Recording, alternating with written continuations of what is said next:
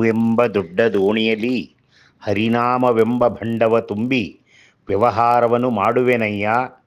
ಇಂದ್ರಿಯಗಳೆಂಬ ಸುಂಕಿಗರು ಅಡ್ಡಾದರೆ ಮುಕುಂದನ ಮುದ್ರೆಯನ್ನು ತೋರಿ ಹೊಳೆಯ ದಾಟುವೆನಯ್ಯ. ಪುರಂದರ ವಿಠ್ಠಲನಲ್ಲಿಗೆ ಹೋಗಿ ಮುಕುತಿ ಸುಖದ ಲಾಭ ಪಡೆವೆನಯ್ಯ. ಶ್ರೀ ಗುರುಭ್ಯೋ ನಮಃ. ಪರಮಗುರುಭ್ಯೋ ನಮಃ. ஸ்ரீமதானந்த தீர்த்த பகவத்பாதாச்சாரிய குருப்யோ நமக. ஹரி ஓம். அனைவருக்கும் வணக்கம். சேலம் பாலாஜி அப்படிங்கிற அந்த யூடியூப் சேனல் வழியாக உங்களை மீண்டும் சந்திப்பதில் நான் பெருமகிழ்ச்சி அடைகிறேன். தாசர் பாடல்களின் தமிழ் விளக்கம் அப்படிங்கிறது இது 192வது எபிசோட், 200வது எபிசோட் நோக்கி சென்று கொண்டிருக்கிறோம். இதுக்கு முக்கிய காரணம்னா உங்களை அன்பும் ஆதரவும் தான். ஸோ இது போலவே நீங்கள் மீண்டும் மீண்டும் அன்பும் ஆதரவை தருவீர்கள் என்ற நம்பிக்கையுடன் இந்த எபிசோடை நான் தொடங்குகிறேன். இந்த தடவை ஒரு புதிய முயற்சியை ட்ரை பண்ணுறேன் நான். ஆக்சுவலி நான் வந்து இந்த முண்டிகேம்பாங்க அந்த மாதிரியான பாடல்களை எடுத்துக்கொள்வதில்லை. எனக்கு அந்த அளவுக்கு யோகிதை கிடையாதுன்னு எனக்கு தெரியும். அதுக்கெல்லாம் அர்த்தம் சொல்கிற யோகிதை எனக்கு இல்லை அப்படின்னு தெரியும். ஏன்னா அதுக்கான உள்ளர்த்தங்கள் நிறைய இருக்கும். அந்த பாடல்களுக்கு வெளிப்படையாக தெரிந்த அர்த்தங்களை விட அதில் உள்ளே இருக்கும் தத்துவார்த்தங்கள் வந்து ரொம்ப ஜாஸ்தியாக இருக்கும். அதெல்லாம் சொல்கிற அளவுக்கு எனக்கு வந்து ஞானமும் இல்லை, யோகிதையும் இல்லைன்னு தெரியும் எனக்கு. பட் இந்த தடவை 2-3 பேர் கேட்டு ஒருத்தர் பாடி அமைச்சதுனால இந்த தடவை என்ன பண்ணிருக்கேன்னா, தாரக பிந்திகே நான் ஈரி ஹோகுவே தாரே பிந்திகையா அப்படிங்கிற ஒரு புரந்தரதாசர் பாடலை எடுத்துக்கொண்டிருக்கிறேன். ஒரு அசட்டு தைரியம் தான் இதை நான் எடுத்துக்கிட்டு இருக்கேன்.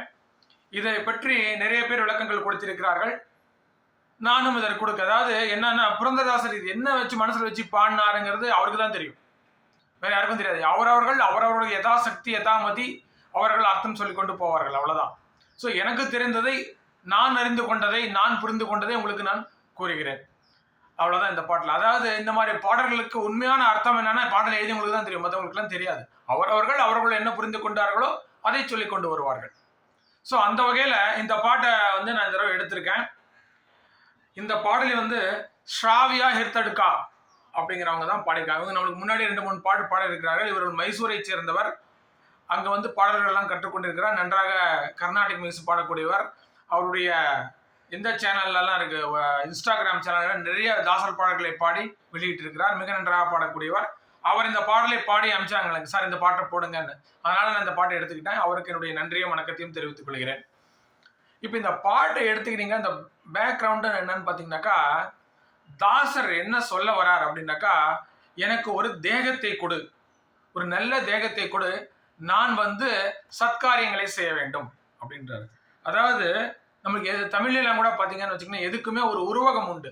ஆணவம்னா யானையும்போம், கம்பீரம்னா குதிரையும்போம், குயிக்துனா நரியும்போம். இது மாதிரி ஒரு உருவங்கள் செய்து கொள்வோம்.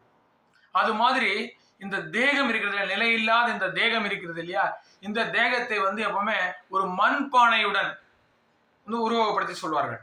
இந்த பாட்டு கூட கேட்டிருக்கோம் இல்லையா, நந்தாவனத்தில் ஒரு ஆண்டி 4-6 மாதமாய் குயவனை வேண்டி கொண்டு வந்தான் ஒரு தோண்டி அதை கூத்தாடி கூத்தாடி போட்டுடை தாண்டி அப்படிம்பாங்களா. அதுல என்ன அர்த்தம்? இதேதான். அவன் 4-6 மாதமாக 10 மாதமாக தவம் இருந்து இந்த உடலை பெறுகிறான். இந்த யாரிடமிருந்து? குயவனிடமிருந்து. இங்க குயவன்கிறது யாரு? அந்த இறைவன் தான். அந்த இறைவனிடமிருந்து அந்த தேகத்தை பெறுகிறான். ஆனால் அதை காப்பாற்றிக் கொள்ள முடியாமல் வேண்டாத காரியங்களில் ஈடுபட்டு அவன் மடிகிறான் அப்படிங்கிறார். அதை இங்க கூட வந்து பாத்தீங்கன்னாக்கா, அந்த மண் பானை இருக்கிறது இல்லையா, அதற்குத்தான் வந்து இந்த தேகத்தை உருவப்படுத்துகிறார்கள். அதுபோல இந்த பாட்டிலும் புரந்தரதாசர் வந்து என்ன பண்ணியிருக்காருனாக்கா, தம்முடைய தேகத்தை ஒரு மண் பானைக்கு, அதான் பிந்திகைமாங்க, அதாவது மண் பிந்திகை, அதுக்கு ஒப்பிட்டு பாடுகிறார். இது என்ன பண்றாருனாக்கா, அந்த எல்லாருமே இந்த குயவனை கேட்டாங்க இல்லையா, அது போல இவர் கூட இந்த இறைவனிடம் கேட்க நினைக்கிறார். ஆனா இவர் என்ன பண்றாருனாக்கா, நம்மளாம் கூட நிறைய திங்க் பண்ணுவோம், அப்பாட்ட கேட்கணும்னு நினைக்கிறதுல வந்து அம்மா மூலமா கேட்போம். அது மாதிரி இவர் என்ன பண்றாருனாக்கா, அந்த லக்ஷ்மி மூலமாக அதை அந்த இறைவனிடம் கேட்கிறார். அதாவது சில பேர் வீட்டுலாம் பார்த்தீங்கன்னா அப்பா வந்து அண்ணான்னு கூப்பிடுவாங்க. நிறைய வீட்டில் இருக்கு. எங்கள் அம்மா கூட எங்கள் தாத்தா வந்து அண்ணான்னு தான் கூப்பிட்டு இருந்தாங்க. ஸோ அது மாதிரி இருக்கு. அதே மாதிரி அம்மாவை அக்கா என்று அழைக்கும் பழக்கமும் சில வீடுகளில் உண்டு. கர்நாடகாவில் இன்னைக்கும் இருக்கு, அம்மா வந்து அக்கான்னு கூப்பிடுவாங்க சில பேர்.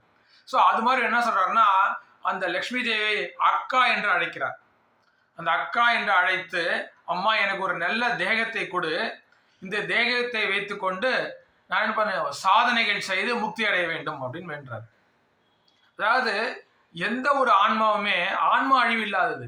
ஆனா அந்த ஆன்மா சாதனை செய்ய வேண்டும், ஏதாவது இது சத் சாதனைகள் செய்து இறைவனை அடைய வேண்டும்னா அதுக்கு முக்கியமானது இந்த உடல். தேகம் இல்லைன்னா ஆன்மாவால் ஒண்ணுமே பண்ண முடியாது. இந்த ஒரு மீடியா வேணும், அதுக்கு இது இருந்தால் தான் முடியும். அதனால தான் வந்து எல்லாருமே எனக்கு ஒரு நல்ல தேகத்தை கூட கேட்குறாங்க. அதான் அரிதறிது மானிடராய் பிறப்பது அரிதுன்றாங்க இல்லையா, அது மாதிரி ஒரு மனித தேகங்கள் பெற்று அதிலே சாதனை புரிந்து தான் இறைவனை அடைய வேண்டும்.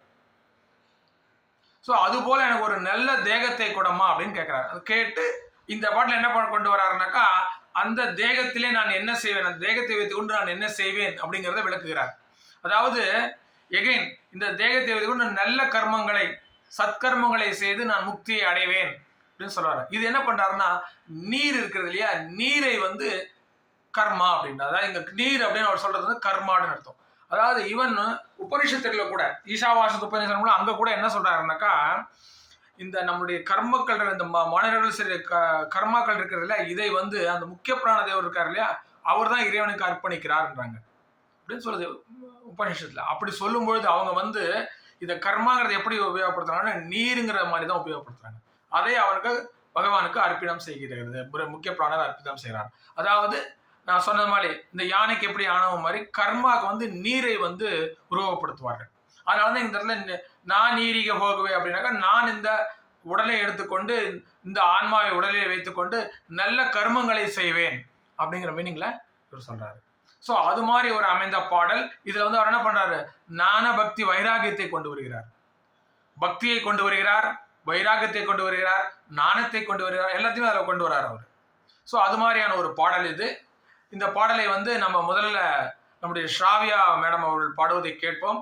அதற்கு பிறகு பாடலுக்கான அர்த்தத்தை பார்ப்போம். வாங்க இப்போ திருமதி ஸ்ராவியா அவர்கள் பாடுவதை கேட்போம்.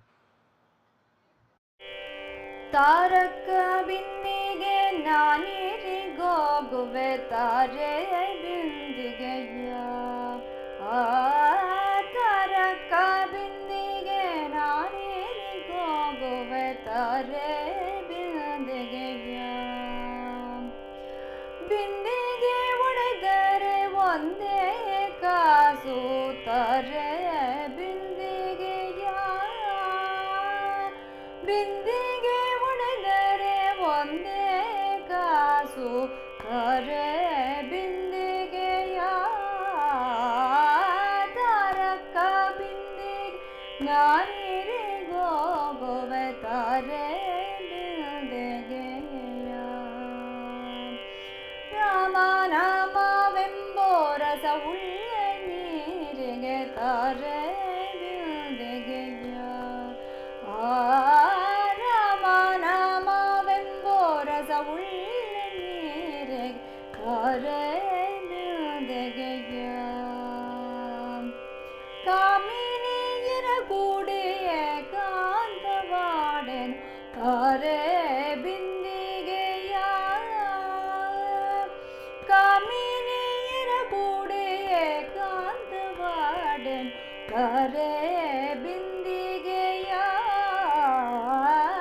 ತಾರಕ ಬಿಂದಿಗೆ ನಾನಿರಿಗೋಗುವೆ ತಾರೆ ಬಿಂದಿಗೆಯ, ಬಿಂದು ಮಾಧವನ ಘಟ್ಟಕ್ಕೆ ಹೋಗುವೆ ತಾರೆ ಬಿಂದಿಗೆಯ,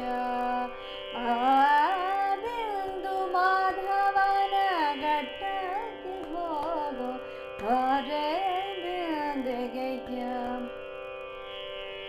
ಪುರಂದರ ವಿಠಲಗೆ ಅಭಿಷೇಕ ಮಾಡುವೆ ತಾರೆ ಬಿಂದಿಗೆಯ, ಪುರಂದರ ವಿಠಲಗೆ ಅಭಿಷೇಕ ಮಾಡು ತಾರೆ ಬಿಂದಿಗೆಯ, ತಾರಕ ಬಿಂದಿಗೆ ನಾನಿರಿಗೋಗುವೆ ತಾರೆ ಬಿಂದಿಗೆಯ, ಬಿಂದಿಗೆ ಒಡೆದರೆ ಒಂದೇ ಕಾಸು ತಾರೆ ಬಿಂದಿಗೆಯ, ತಾರಕ ಬಿಂದಿಗೆ ನಾನಿರಿಗೋಗುವೆ ತಾರೆ ಬಿಂದಿಗೆಯ, ತಾರೆ ಬಿಂದಿಗೆಯ. திருமதி ஸ்ராவியா அவர்கள் இந்த பாடலை மிக அழகாக பாடியிருந்தார், நல்ல பாவத்துடன் பாடியிருந்தார். அவர் என்ன பண்ணிருக்காங்கன்னா, 2 ஸ்டான்ஸா பாடிருக்காங்க. ஒரு ஸ்டான்ஸா அவங்க பாடல, பட் அந்த ஸ்டான்ஸாவுக்கான அர்த்தத்தையும் நான் வந்து உங்களுக்கு இந்த பாடல்ல சொல்றேன். ஸோ அவர்களுக்கு அருமையாக பாடியதற்கு என்னுடைய பாராட்டுகளையும் நன்றிகளையும் தெரிவித்துக் கொள்கிறேன். இப்போ பாடலுடைய பல்லவிக்கு போவோம். ತಾರಕ ಬಿಂದಿಗೆ ನಾನೀರಿಗೆ ಹೋಗುವೆ ತಾರೆ ಬಿಂದಿಗೆಯ ಬಿಂದಿಗೆ ಒಡೆದರೆ ಒಂದೇ ಕಾಸು ತಾರೆ ಬಿಂದಿಗೆಯ. அதாவது, அம்மா லட்சுமி தேவி தாயே, எனக்கு ஒரு நல்ல தேகத்தை கொடு, உடலை கொடு, ஏனென்றால் நான் சாதனை புரிய வேண்டும். நான் நீரிக போகுவேன், சாதனை புரிய போகிறேன், சாதனை புரிந்து அந்த இறைவனை அடைந்து முக்தி அடைய போகிறேன். அதனால எனக்கு ஒரு நல்ல ஒரு தேகத்தை கூடம்மா அப்படிங்கிற. அதான் பிந்திகைங்கிறார் இங்க. தாரக்கன குடுக்கா, அக்காவென்று விழிக்கிறார் அவர். குடுக்கா, எனக்கு ஒரு மண்பானை போன்ற உடலை கொடு, அதை நான் வைத்துக் கொண்டு சாதனை புரிந்து, அதாவது தண்ணீர் கொண்டு வந்து நான் சாதனை புரிய போகிறேன் அப்படின்றாரு. பிந்திகை உடதரே ஒந்தே காசு தாரே பிந்திகையா. உனக்கு பெரிய லாசம்லாம் இல்லைம்மா, என்ன போகுது, இந்த உடலானது, இந்த உடலிலே உயிர் இருக்கும் முறைதான் இந்த உடல். இந்த பிந்திகை உடதரே, இந்த உடலிலிருந்து உயிர் போய்விட்டால் இதுக்கு வேல்யூவே கிடையாது. ஒந்தே காசுன்னா வேல்யூவே இல்லைன்னு அர்த்தம், அவ்வளவுதான். அப்படி ஒரு மீனிங் சொல்லுவாங்க. கன்னடத்துல காசுன்னா எரிக்கிறதுன்னு கூட அர்த்தம், சூடுபடுத்துதல். காசரி, ஹால் காசரிம்பாங்களே, சூடுபடுத்துதல், எரிக்கிறதுன்னு கூட அர்த்தம். ஸோ இந்த உடலில் இருந்து அந்த ஆன்மா பிரிந்து விட்டால், இந்த மண்பாண்டம் உடைந்து விட்டால், இது என்ன பண்ணணும், எரிக்க தான் வேணும், அவ்வளவுதான். ஒந்தே காசு, ஒரு காய் காய்ச்சிட வேண்டியதுதான், அது அவ்வளவுதான். ஸோ இதனால உங்களுக்கு பெரிய நஷ்டம் ஒன்றும் ஆகாது. எனக்கு இந்த உடலை கொடு, நீ எனக்கு இந்த தேகத்தை கொடுக்கும் பொழுது நான் நிச்சயமாக சத்கர்மங்களை செய்து நல்ல காரியங்களை செய்து அந்த இறைவனை நான் அடைய முயற்சிப்பேன் அப்படின்னு சொல்லிட்டு இந்த லட்சுமி தேவி வேண்டுகிறார். இப்போ பாடலுடைய முதல் சரணத்துக்கு போவோம். ராமநாமவெம்ப ரசவுல்ல நீரிகே தாரே பிந்திகையா. நான் இப்ப என்ன பண்ண போறேன் தெரியுமா, பக்தி மார்க்கம் காட்டுறாரு. இந்த உடலை வைத்துக்கொண்டு நான் என்ன பண்ண போறேன், பக்தி மார்க்கத்திலே செல்ல விரும்புகிறேன். என்ன பண்ண போறேன், அந்த ராமநாமம் என்னும் அந்த ரசமுள்ள அந்த நீர் இருக்கிறது இல்லையா, அதை நான் என்னுடைய உடலில், என்னுடைய இந்த மண்பானையில் கொண்டு வரப் போகிறேன். அதாவது தண்ணீருக்கு ஒரு பெரிய குணம் உண்டு. என்னன்னாக்கா, தண்ணீரை குடிப்பவர்களுக்கு தாகத்தில் இருக்கும்போது அந்த தண்ணீரை குடிப்பவர்களுக்கு அந்த தாகத்தை தண்ணீர் கூட ஒரு அற்புதமான குணம் தண்ணீருக்கு மட்டும் தான். நீங்க தண்ணி தாகம் எடுக்கும்போது என்ன வேணா சாப்பிட்டு பாருங்க, தாகம் அடங்காது. தண்ணீர் சாப்பிட்டாதான் கரெக்டான ஒரு திருப்தி கிடைக்கும். இந்த மாதிரி ஒரு குணம் அந்த இருக்கிறது இல்லையா, அதுக்கு ரசம் சொல்லுவாங்க. இவன் கீதையில கூட பகவான் சொல்றாரு, நீரிலே அந்த ரசம் என்ற குணம் இருக்கிறது இல்லையா, அதுவாக இருக்கிறேன் அப்படின்றாரு. அது ஒரு மீனிங்ல வராதிங்க. இன்னொன்னு என்னன்னாக்கா, ராமநாமம் அப்படின்னு எடுத்தீங்கன்னாக்கா, ஒரு அதை விட மிகச்சிறந்த ஒரு நாமமே கிடையாது அப்படின்றாங்க. அதாவது நம்ம புரந்தரா சொல்றாரு, ராமா ಎಂಬುವ 2 ಅಕ್ಷರದ ಮಹಿಮೆಯನ್ನು ಪಾಮರರು ತಾವೇನು ಬಲ್ಲರಯ್ಯ அப்படின்னு ஒரு பாட்டு எழுதுறாரு. அதை சொல்லும் பொழுது, ரா எந்த மாத்திரதோடு ரத்த மாம்சதோடவித்த பாப்பங்களெல்லாம் ಹೊರಗೋಗುವುದು அப்படின்றாரு. அதாவது ராமா அப்படிங்கிற பேரை நீங்கள் சொல்லும் பொழுது அதுல ரா அப்படின்னு நீங்க உச்சரிச்சீங்கன்னு வச்சுங்க, உங்க உடம்பிலே உள்ளே இருக்கின்ற ரத்த மாம்சங்கள் இருக்கு, அதுல ஓடிட்டு இருக்கிற பாவங்கள்லாம் இருக்கு இல்லையா, அதெல்லாம் வெளில போயிடுமா.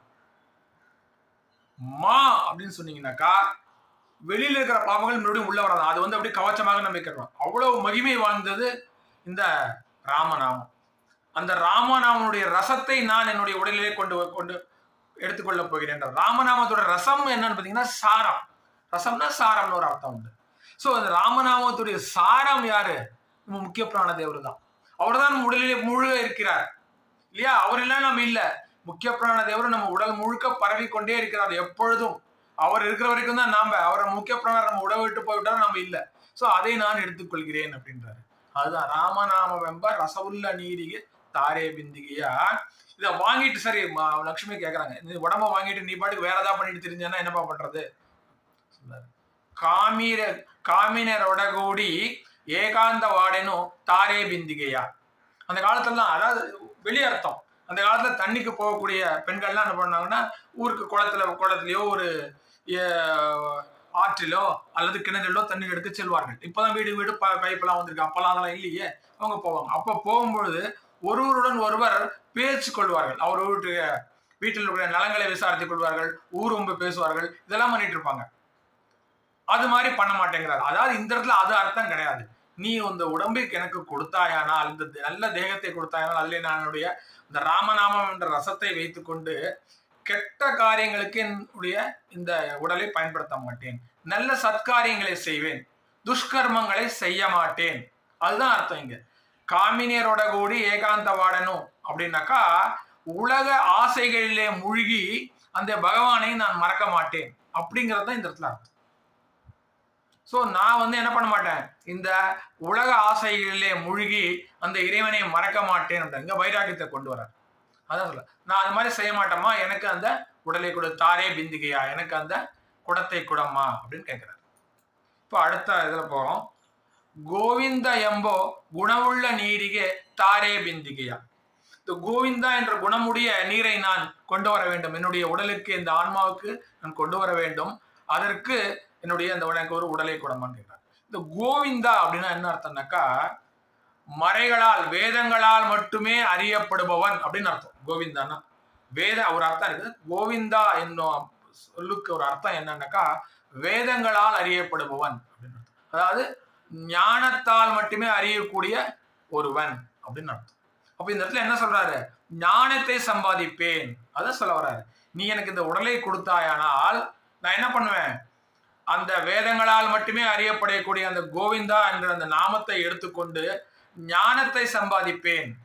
இப்போ ஞான பக்தி வைராகியம் அதெல்லாம் ஞானத்தை கொண்டு வராங்க. நான் அந்த ஞானத்தை சம்பாதிப்பேன்.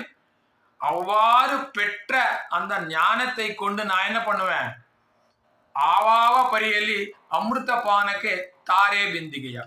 அவ்வாறு பெற்ற அந்த ஞானத்தை நான் பெற்றுக்கொண்டு நான் என்ன பண்ணுவேன், ஒரு நிஷ்காம கர்மத்தை செய்வேன். அதாவது என்ன சொல்ல வர்றாருனாக்கா, நாம கர்மா செய்யும் பொழுது இது நமக்கு பகவான் அளித்தது, நாம் என்ன செய்து கொண்டிருக்கிறோமோ அதை நம்மை அந்த பகவான் செய்விக்கிறான், நாம செய்யல.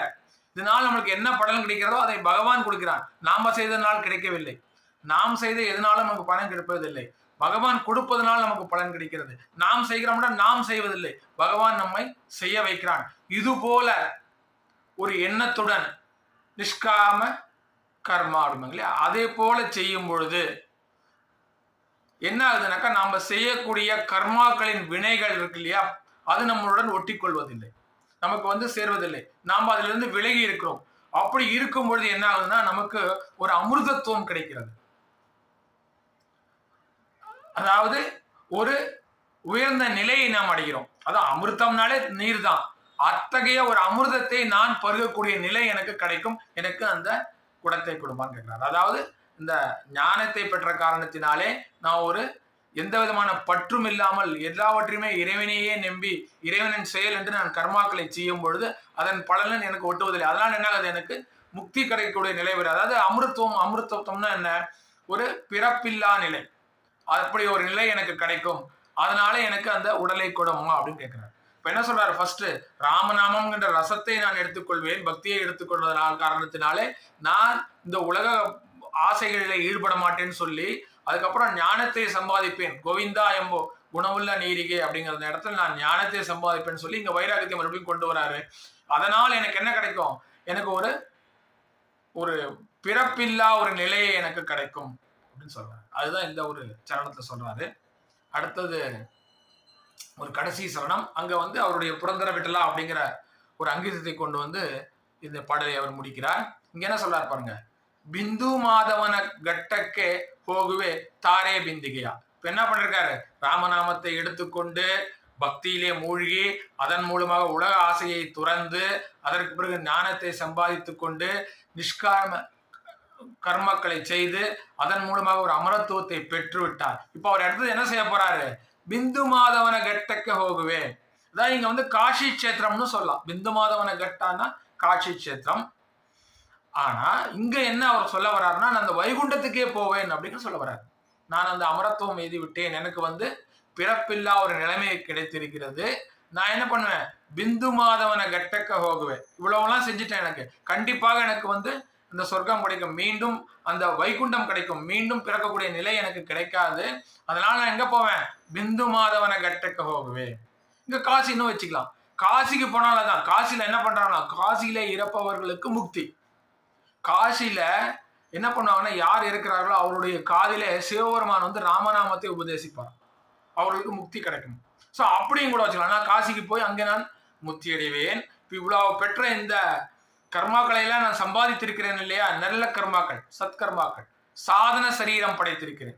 இந்த சரீரத்தை நான் படைத்ததனால் சாதனை செய்திருக்கிறேன். என்ன, பகவானை நினைத்து உருகி ஞானபக்தி மார்க்கத்திலே வைராகிய மார்க்கத்திலே ஈடுபட்டு அந்த பகவானையே துதித்து அந்த அமிர்தத்தை பெற்றிருக்கிறேன் இல்லையா. இந்த ஒரு இது இருக்கு இல்லையா, அந்த அமிர்தம் இந்த போன்ற நீர் இருக்கிறத நான் என்ன பண்ணுவேன், புரந்தர விட்டலுக்கு அபிஷேகம் ஆடுவேன். அங்கே சென்று அந்த புரந்தர விட்டல் இஷ்ட தெய்வமான அந்த ஸ்ரீஹரி இருக்கிறான் இல்லையா, அவனுக்கு நான் அபிஷேகம் செய்வேங்கிறார். அதாவது ஹரிய நாமவே அமிர்த பானம் இல்லையா, ஹரியை நாம் நினைப்பதே ஒரு அமிர்த பானம் மாதிரிதான்.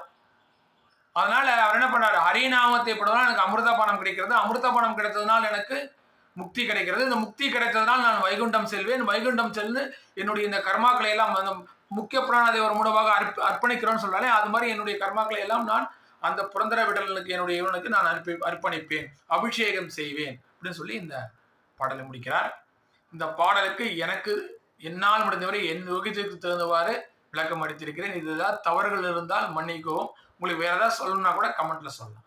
ஸோ இதை கேட்ட அனைவருக்கும் என்னுடைய நன்றியும் வணக்கத்தையும் தெரிவித்துக் கொண்டு இந்த எபிசோடை நான் இத்துடன் முடித்துக் கொள்கிறேன். உங்களிடமிருந்து நன்றி கூறி விடைபெறுவது உங்கள் சேலம் பாலாஜி. நன்றி, வணக்கம். ஸ்ரீ ஹனுமந்தாய நமஹ.